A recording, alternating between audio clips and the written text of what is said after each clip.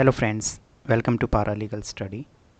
BEGS 185 जो हमारा course है इंग्लिश लैंग्वेज टीचिंग, उसकी थर्ड यूनिट हम देखेंगे the learner with special needs. तो सबसे पहले अगर एक बेसिक इंट्रोडक्शंस के रूप में हम देखें तो देखो, हर क्लास में क्या होता है, कुछ ऐसे स्टूडेंट आपको ज़रूर मिलेंगे जो सीखने में जिनको टाइम लगता है।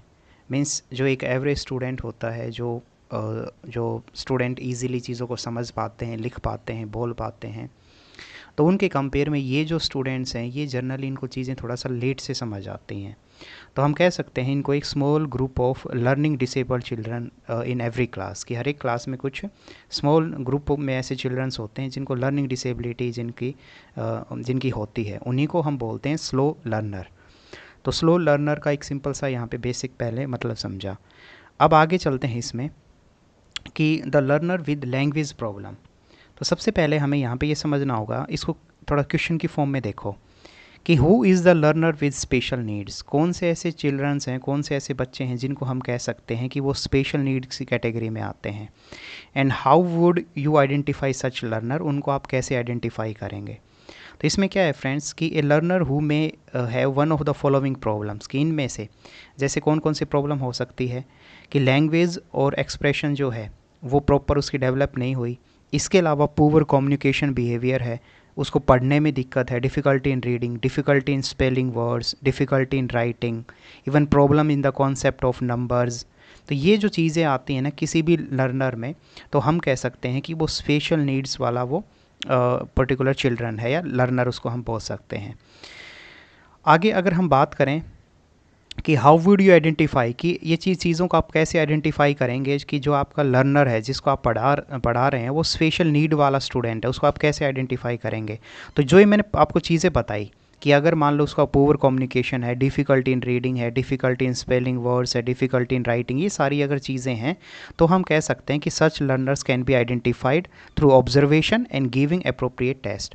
तो या तो टेस्ट के थ्रू हमें पता लग जाएगा कि ये जो बच्चा है ये स्पेशल नीड्स में आता है या नहीं आता, या फिर उसको बिहेवियर और हम उसको ऑब्ज़र्व करेंगे, उसको थोड़ा सा उस पर ध्यान देंगे, तब भी हमें चीज़ें समझ आ जाएंगे कि ये जो पर्टिकुलर स्टूडेंट है, ये जो लर्नर है, ये एवरेज है, मीन्स औरों की तरह कॉमन है, या इसको कुछ स्पेशल नीड्स की ज़रूरत है।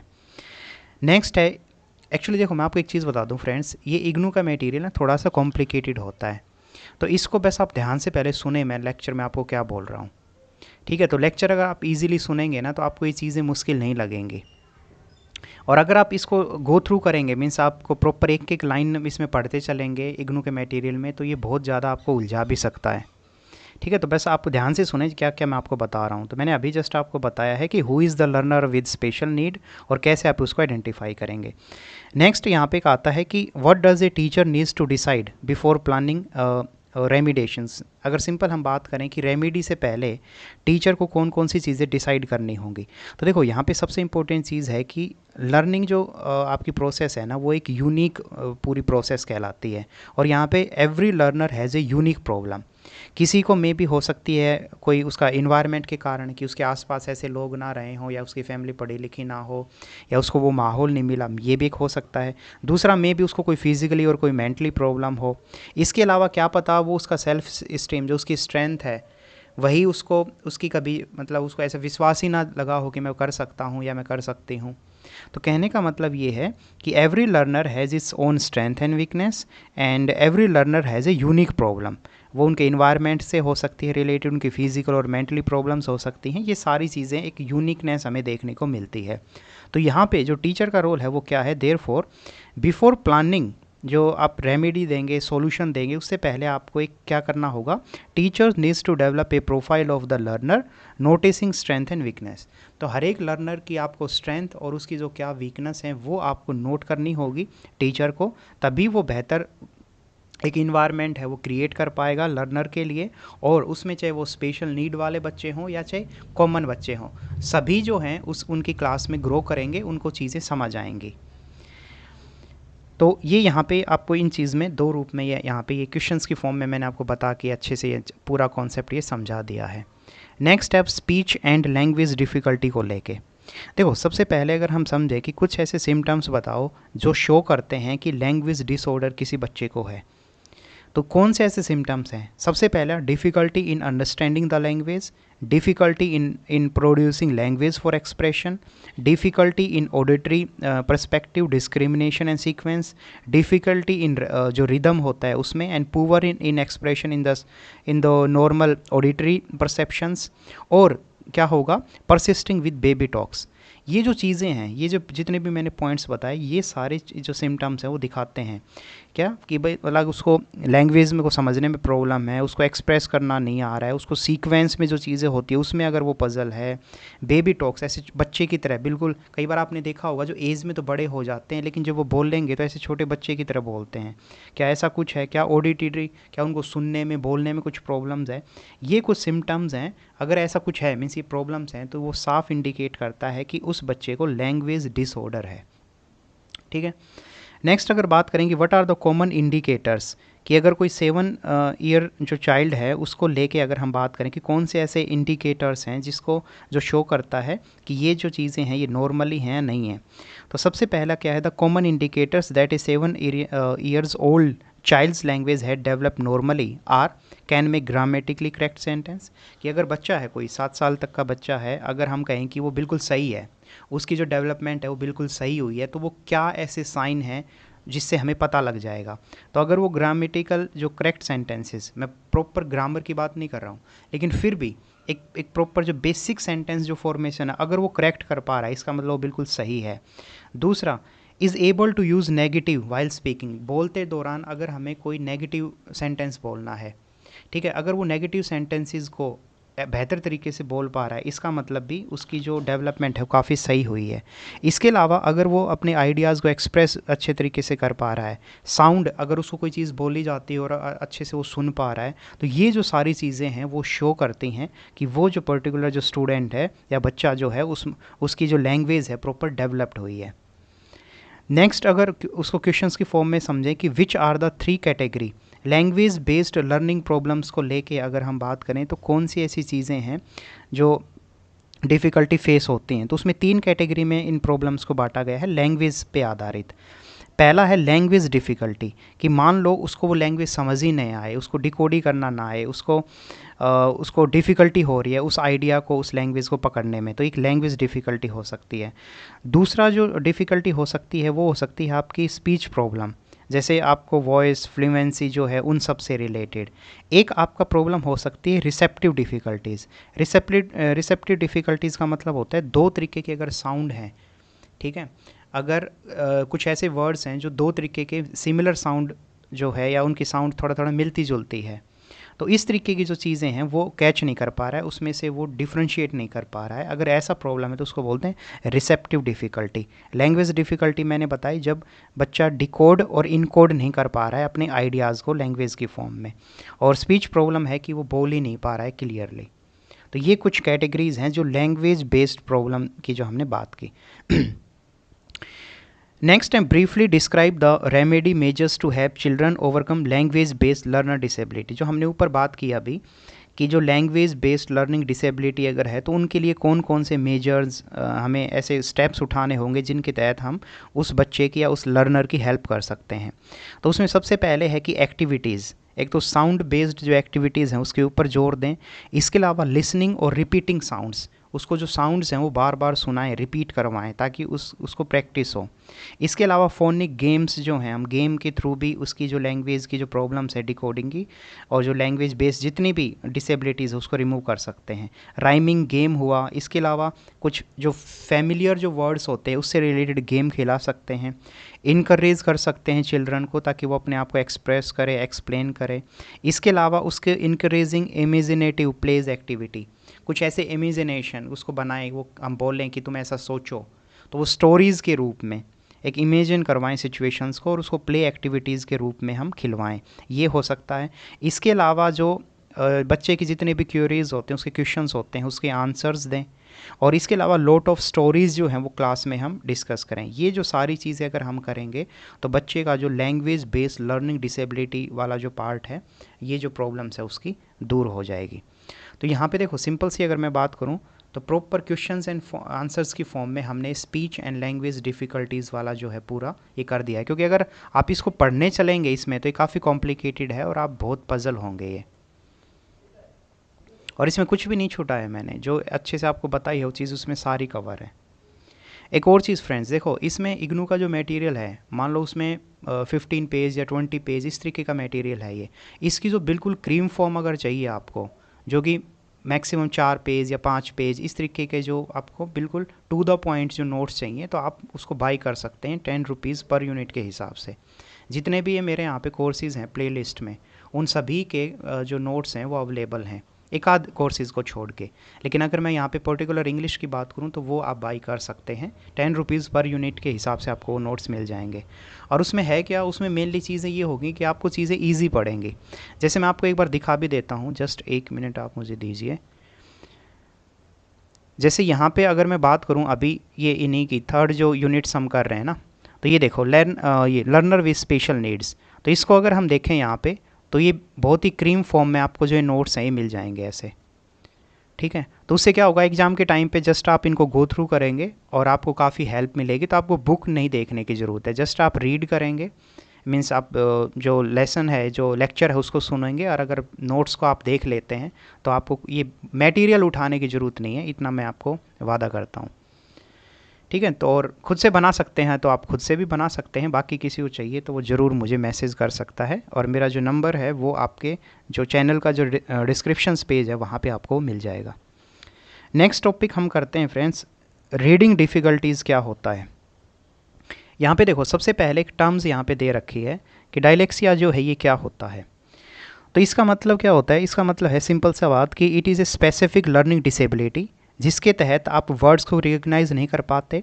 इसके अलावा आप जो रीड मतलब चीज़ों को जो रीड है वो बेहतर तरीके से नहीं कर पाते, और स्पेलिंग जो है आपकी पुअर स्पेलिंग्स हैं, मीन्स आप स्पेल जो हैं जो वर्ड्स है आप उसको अच्छे से लिख नहीं पाते। अगर ऐसी जितनी भी कुछ प्रॉब्लम्स होते हैं तो वो डायलेक्सिया का पार्ट आता है और उसको एक लर्निंग डिसेबिलिटीज़ में हम काउंट करते हैं। दूसरी तरफ अगर मैं बात करूं बैकवर्ड लर्नर कौन होते हैं, तो बैकवर्ड लर्नर को ना कोई प्रॉब्लम नहीं होती, उनको कोई बीमारी नहीं होता, कोई लर्निंग डिसेबिलिटी उनकी नहीं है। बस वो क्या है, इन्वायरमेंट, उनको कभी ऐसा मौका ही नहीं मिला जिसके तहत वो अपनी चीज़ों को एक्सप्रेस कर पाएँ, उनको वो अपॉर्चुनिटी ही नहीं मिली। कई बार आपने देखा होगा, मान लो पेरेंट्स पढ़े लिखे नहीं हैं, या फिर बच्चे जो उनका जो परवरिश है वो इस तरीके से हुई है कि उनको वो इन्वायरमेंट नहीं मिला। तो अगर ऐसा कोई स्टूडेंट है जो उस कारण से पिछड़ा हुआ है तो उसको हम बोलते हैं बैकवर्ड लर्नर। तो ये बैकवर्ड लर्नर और डायलेक्सिया में अंतर आपको समझ आना चाहिए। नेक्स्ट अगर हम बात करें अभी कि how to identify the reading backwardness, किसी भी बंदे में रीडिंग बैकवर्डनेस जो है उसके पीछे कौन से ऐसे कारण हैं। सबसे पहला है आपका न्यूरोलॉजिकल बेसिस। इसमें क्या होता है, इसमें बी और डी, जैसे अल्फ़ा मीन्स ये जो लेटर हैं जैसे बी और डी, तो इनसे रिलेटेड कहीं भी बच्चा अगर देखेगा तो वो समझ नहीं पाएगा कि ये बी है या डी है। सेम पी और क्यू, तो ये ऐसा कुछ अगर जो लेटर्स हैं जिसको आइडेंटिफाई करने में उसको प्रॉब्लम हो रही है पढ़ते दौरान, तो उसको बोलते हैं न्यूरोलॉजिकल बेसिस। तो रीडिंग बैकवर्डनेस में एक तो ये कारण होता है जो कि है न्यूरोलॉजिकल बेसिस का। दूसरा जो कारण है वो क्या है, poor auditory and visual integration, की चीज़ों को जब वो देखता है या सुनता है ना तो वो बेहतर तरीके से कनेक्ट नहीं कर पाता, उस साउंड को या तो अच्छे से कनेक्ट नहीं कर पाएगा, या फिर चीज़ों को जब देखता है तब भी वो जो आपने तारे जमी पे वो मूवी देखी होगी, तो उसमें जो लड़के के साथ प्रॉब्लम क्या है कि जो वो देखता है ना अगर, तो उस देखने के दौरान भी वो उसके जो लेटर्स हैं वो कभी मून बन रहे हैं कभी कुछ बन रहा है, ठीक है। तो ऐसा ही जो प्रॉब्लम्स देखने को मिलती है, तो ये भी एक सिंबल है में से एक सिम्टम्स आपका रीडिंग बैकवर्डनेस का।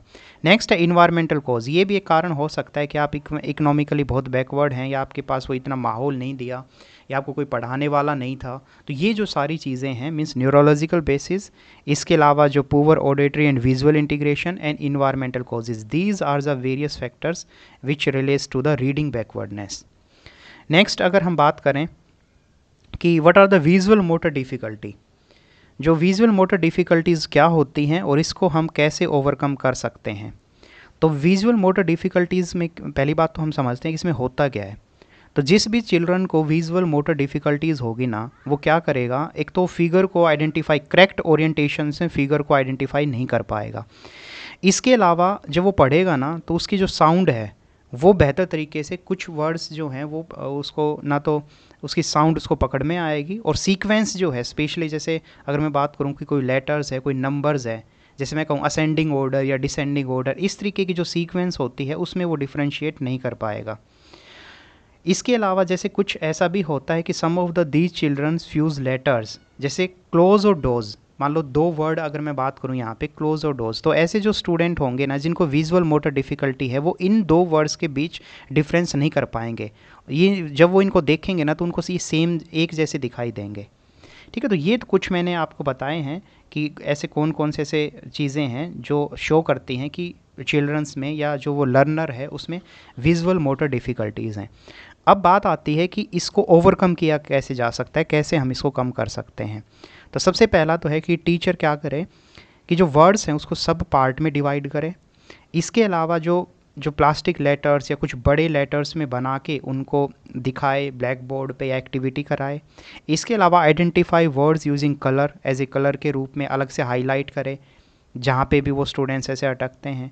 इसके अलावा फिंगर जो हैं या फिर ऐसे शेप की फॉर्म में या पोजीशंस ऑफ द लेटर, इस तरीके की एक्टिविटीज़ करा सकते हैं। फिर अंडरलाइन कुछ इंपॉर्टेंट वर्ड्स जो हैं उसको हाईलाइट करके उसको अंडरलाइन करके, ये हो सकता है। मार्कर का यूज़ किया जा सकता है। इसके अलावा जो जो साउंड है उसको बार बार प्रैक्टिस कराई जा सकती है। तो ये कुछ वेरियस जो हैं वो मेथड्स हैं जिसके तहत जो टीचर है वो ऐसे विजुअल मोटर डिफ़िकल्टीज़ वाले स्टूडेंट्स की जो प्रॉब्लम्स है उसको ओवरकम कर सकता है। नेक्स्ट है फ्रेंड्स की ऑडियो वर्बल जो डिफ़िकल्टीज़ है वो क्या होती है, और सेम वही क्वेश्चन बनेगा कि इसको कैसे ओवरकम किया जा सकता है। तो ऑडियो वर्बल डिफ़िकल्टीज़ में आता है mainly inability to retell a story. जैसे आपने किसी उसको कोई स्टोरी सुनाई तो ना वो स्टोरी को वापिस से नहीं बोल पाएगा, या फिर अगर वो स्टोरी बोल भी रहा है ना तो उसका सीक्वेंस बिगड़ा होगा। स्टोरी का एंड पार्ट वो पहले बोल रहा है या स्टोरी का स्टार्टिंग पार्ट जो वो बाद में बोल रहा है। तो इस तरीके की अगर चीज़ें हैं तो inability to retell a story using language, अगर ऐसा कुछ है तो ये ऑडियो वर्बल डिफ़िकल्टीज़ उसकी है। क्यों? क्योंकि उसने सुना कुछ है और वो वर्बल अब बोल कुछ रहा है। तो ये एक सबसे इम्पोर्टेंट उसका साइन के रूप में है कि अगर ऐसा कुछ है तो हम समझ जाएंगे कि लर्नर जो है उसमें ऑडियो वर्बल डिफ़िकल्टीज़ है। इसके अलावा और कुछ अगर बात करें कि वो साउंड्स में भी उसको काफ़ी प्रॉब्लम आएगी। जैसे मान लो शिप है, ठीक है, और जैसे कैट है, तो ये जो एस एच है मीन्स साउंड जब निकलेगी शिप, और कैट में जो साउंड है जैसे ट ट जो साउंड है, तो इन सब में शिप और ये जो मैंने आपको जस्ट अभी बताया तो उसमें आपको वो उसको पढ़ने में काफ़ी प्रॉब्लम होगी। इसके अलावा अब नंबर उसको दोगे कि जैसे 1 2 3 4 ऐसे फॉरवर्ड इसको करो, या वो बैकवर्ड कि 4 से पहले क्या आएगा फिर 3 से पहले ऐसे, तो backward sequence of the number and forward sequence of the number, इसको इन चीज़ों में उसको काफ़ी प्रॉब्लम्स आएगी। ये जो सारी चीज़ें हैं ये शो करती हैं कि उस पर्टिकुलर चिल्ड्रन में ऑडियो वर्बल डिफ़िकल्टीज़ हैं। अब सेम आता है कि टीचर्स जो है वो कैसे इन चीज़ों को कम कर सकता है। बेसिक चीज़ एक तो सबसे पहले है कि साउंड को मैच करना वो सिखाए जिस भी साउंड्स में उसको प्रॉब्लम आ रही है। दूसरा है राइमिंग गेम के थ्रू या चिल्ड्रंस को इनकरेज करते हुए वो ऐसी एक्टिविटीज़ करा सकते हैं। इसके अलावा अगर हम बात करें वही पिक्चर सेम जो हमने पीछे भी देखा था उस मेथड को भी वो यूज़ कर सकते हैं। स्पेलिंग की कुछ एक्टिविटीज़ करा सकते हैं। और इसके अलावा अगर हम बात करें कि चेन जैसे जो हमने सीक्वेंस की बात की थी, तो सीढ़ियाँ बच्चे को चढ़ा के या फिर जैसे क्लास में जो स्टूडेंट्स हैं उसको एज ए रो में खड़ा करके उस तरीके की एक्टिविटीज़ करा के, ये वेरियस मेथड्स हैं जिसके तहत आप ऑडियो वर्बल और जो लैंग्वेज डिफ़िकल्टीज़ हैं उस पार्ट को आप बच्चे का रिमूव करवा सकते हैं। नेक्स्ट एक और प्रॉब्लम की अगर हम बात करें वो है problem with higher order reading skills. तो सबसे पहले हम समझते हैं कि ये है क्या और इसको कैसे आप ओवरकम करा सकते हैं। तो देखो इसमें क्या है कि children with reading difficulties make errors through miscues along 3 dimension. सबसे पहला है ग्रेफोफोनिक मिसक्यू। अब इसका क्या मतलब है?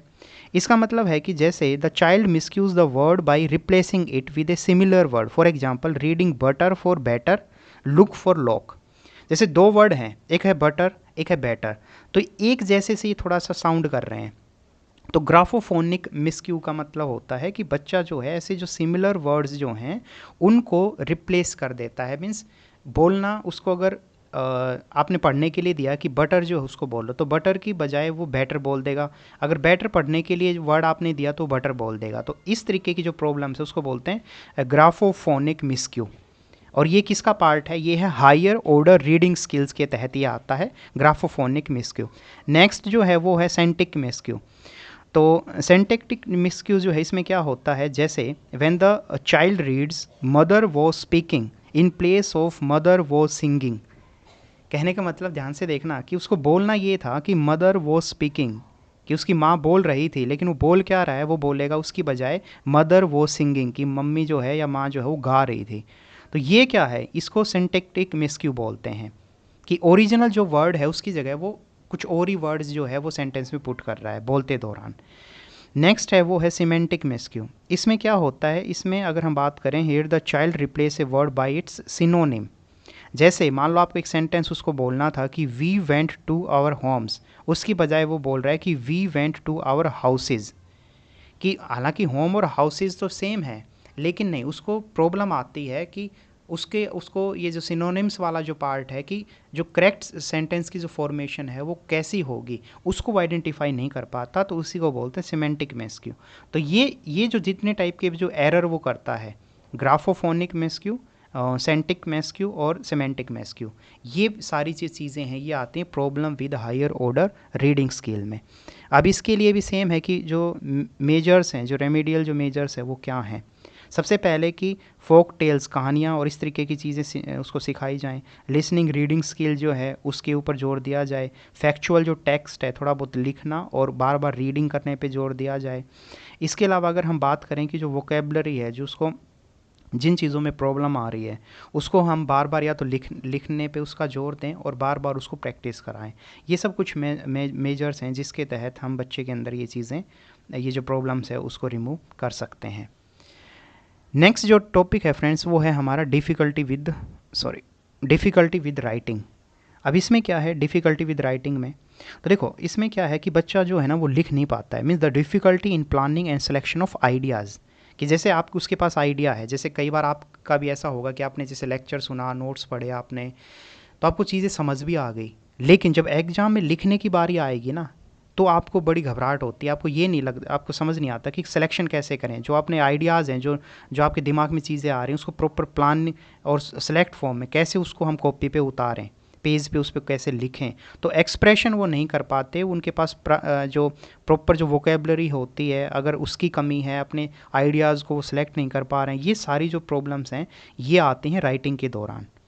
ठीक है, और इसके पीछे बहुत सारे कारण होते हैं। एक आपका इन्वायरमेंट भी कारण हो सकता है, दूसरा ये भी हो सकता है कि मे बी आपने उस चीज़ की प्रैक्टिस ही ना की हो कभी। तो ऐसे बहुत सारे कारण होते हैं जो आपकी राइटिंग जो प्रॉब्लम्स है उसको शो करते हैं। अब उसमें कुछ और हैं, जैसे कॉन्क्रीट डिस्क्रिप्शंस जो लेवल है वो क्या होता है।